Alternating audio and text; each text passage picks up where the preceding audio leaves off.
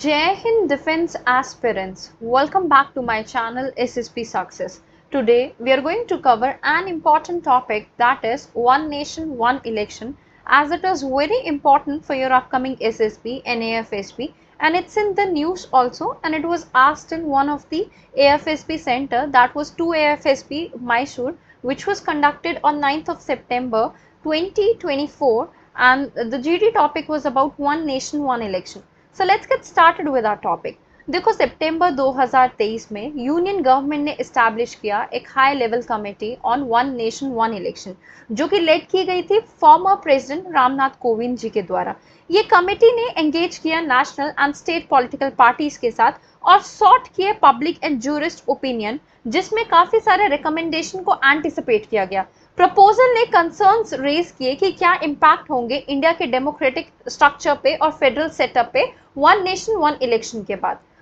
देखो क्या central idea है वन नेशन वन इलेक्शन के पीछे। ये जो कॉन्सेप्ट है ये बात करता है उस सिनारियो की जहाँ पे सारे स्टेट इलेक्शन जो है वो साइमल्टेनियसली होंगे विद द जनरल इलेक्शन, जो कि लोकसभा के होते हैं वंस एवरी 5 ईयर। मींस हर 5 साल में लोकसभा और स्टेट इलेक्शन एक साथ होंगे। ये आइडिया क्या करेगा, ये इलेक्टोरल प्रोसेस को स्ट्रीमलाइन करेगा, फ्रीक्वेंसी ऑफ इलेक्शन को रिड्यूस करेगा, जिससे टाइम रिसोर्सेज बचेंगे, राइट। अगर हम बैकग्राउंड की बात करें, ये आइडिया देखो 1983 से है, जब इलेक्शन कमीशन ने फर्स्ट टाइम इसको मूव किया था।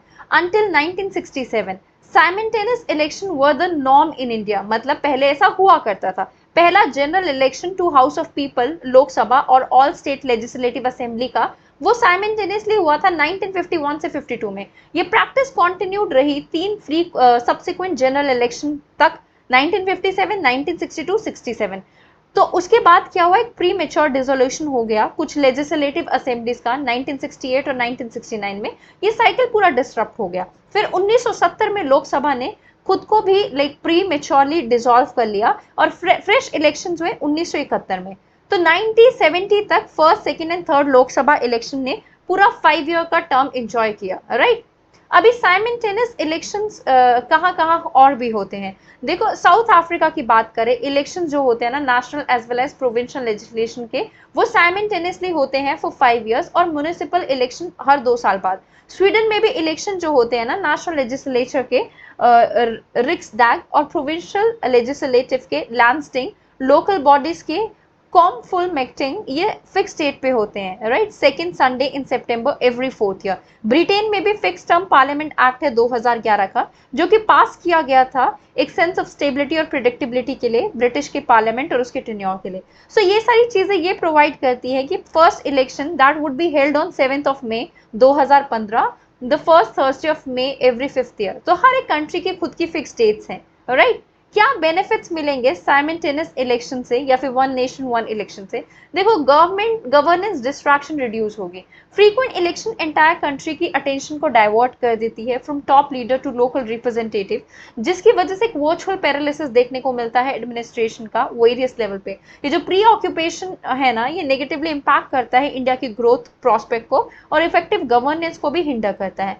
Model code of conduct impact, देखो एमसीसी जो इम्पोज किया जाता है इलेक्शंस के दौरान, वो की पॉलिसी डिसीजंस को क्या कर देता है, डिले कर देता है नेशनल और लोकल लेवल पे। अब मैं आपको छोटा सा एग्जांपल देती हूँ, बिकॉज आप लोग स्टूडेंट्स हैं। यूजुअली क्या होता है ना, जैसे अभी पंजाब गवर्नमेंट में इलेक्शंस हुए थे, तो उसकी वजह से यहाँ पे कुछ वैकेंसीज निकाली गई थी सब इंस्पेक्टर की, तो उनका रिजल्ट होल्ड पे डाल दिया बिकॉज कोड ऑफ कंडक्ट लग गया था, राइट। सो ऐसे डिसीजन मेकिंग जो है वो रुक जाती है। इवन ऑनगोइंग प्रोजेक्ट जो है वो भी सेटबैक देखते हैं इलेक्शन ड्यूटीज की वजह से।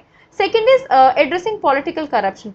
फ्रीक्वेंट इलेक्शन की वजह से पॉलिटिकल करप्शन देखी जाती है, जिसकी वजह से फंड्स मिसमैनेज हो जाते हैं। साइमल्टेनियस इलेक्शन वो चीज को रिड्यूस करेगा for political parties, right. Next is cost saving and electoral infrastructure. जब फर्स्ट इलेक्शन हुए थे ना लोकसभा के 1951 टू 52, 53 टू 50, उसके बाद इलेक्शंस जब कंडक्ट हुए तो अराउंड कहीं ना कहीं एक्सपेंस में बहुत ज़्यादा वेरिएंस देखी गई।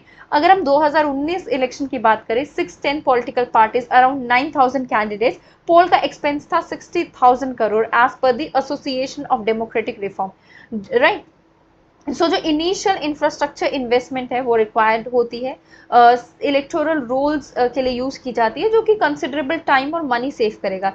सिटीजन्स की कन्वीनियंस, साइमल्टेनियस इलेक्शन एलिविएट करेंगे कंसर्न किसके लिए, सिटीजन के लिए, regarding missing names from electoral rolls. So consistent electoral rolls क्या करेगा, इलेक्शंस को स्ट्रीमलाइन करेगा, जिससे सिटीजन को मोर स्ट्रेट फॉरवर्ड और रिलायबल वोटिंग एक्सपीरियंस मिलेगा।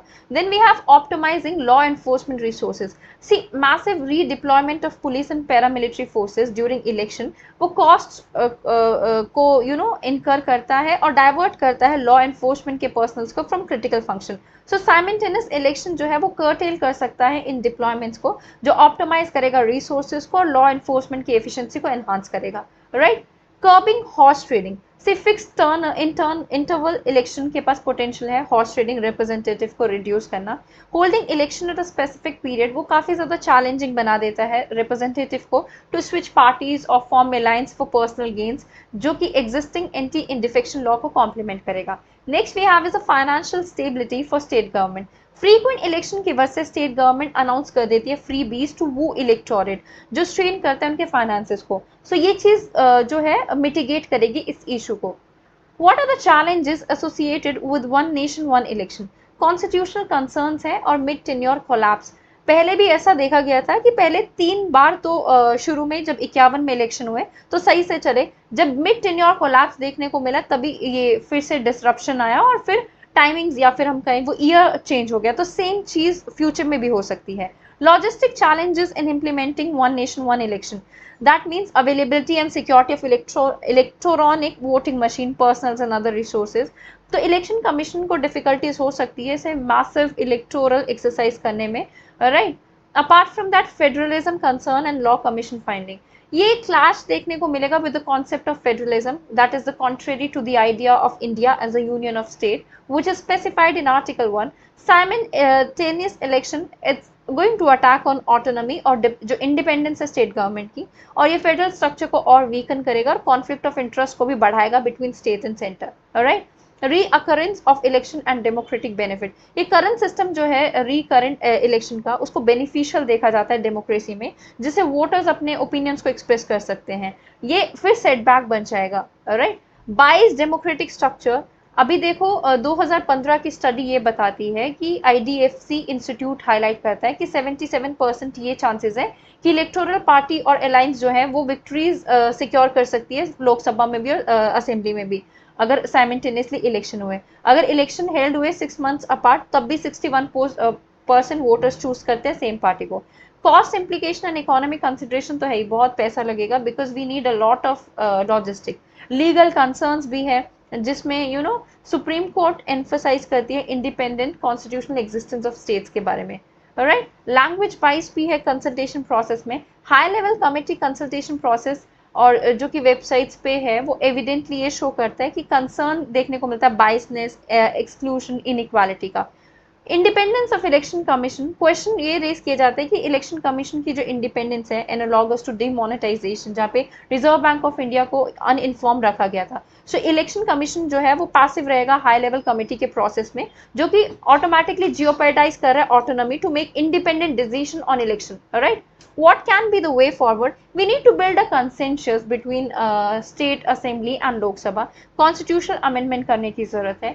अलाइन करना पड़ेगा असेंबली के टर्म्स को लोकसभा के टर्म्स के साथ। इंफ्रास्ट्रक्चर में इन्वेस्ट करना पड़ेगा। We need to take legal framework seriously and for contingencies. Awareness and voter education is very important for this purpose. So if in conclusion, we need to establish a high level committee जो signal कर रही है एक significant deliberation की तरफ, जहाँ पे synchronisation देखी जाए इलेक्शंस इन इंडिया। कंसर्न्स तो है बट अगर चीजें प्रॉपरली टाइमलाइन हो जाए तो इस चीज को एड्रेस किया जा सकता है।